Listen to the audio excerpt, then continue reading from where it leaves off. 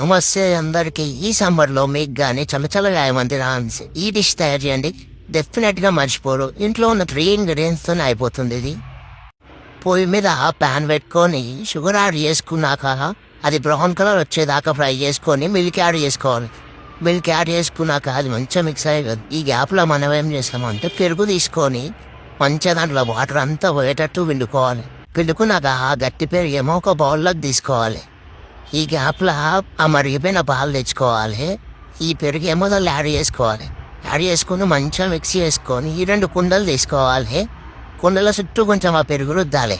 పెరుగు రుద్దిన తర్వాత ఇప్పుడు ఏదైతే మనం తయారు చేసుకునే ఉందో అది దీన్ని యాడ్ చేసుకోవాలి. ఫ్రిడ్జ్లో పెట్టుకున్నాం అనుకో ఒక 12 hours అట్లా.